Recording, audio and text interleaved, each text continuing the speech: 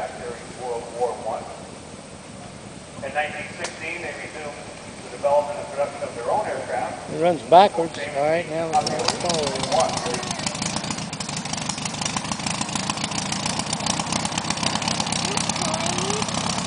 And while about 1936, Ontario Corporation was formed.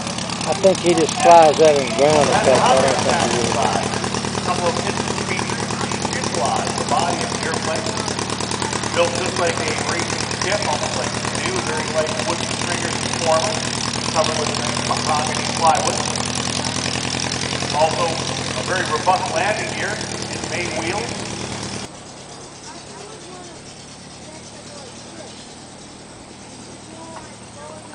And we'll get him up there to the north end of the field, turned around into the wind.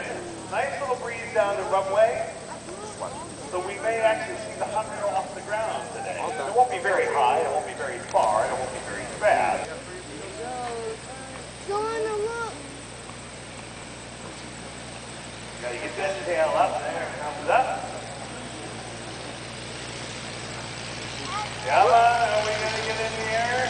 Got a good head of speed, and I think there we go.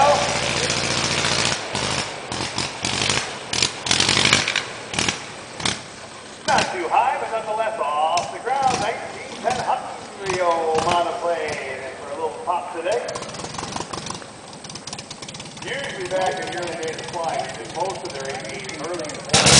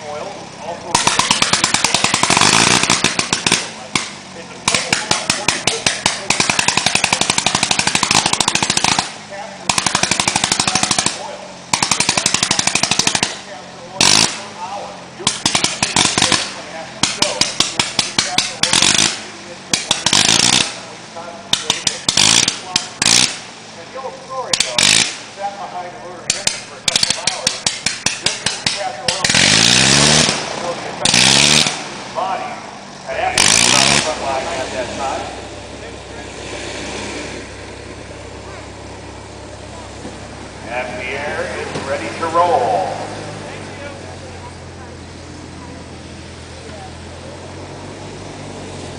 The SPAD was very fast, very durable, difficult to shoot down. And in fact, in 1917, this was the fastest airplane on the front line. If you look at the wing, the airfoil is very, very thin airfoil on the SPAD. Notice there's two sets of struts on either side that brace the upper and lower wing, very, very strong. Ribs were placed very close together in the wing.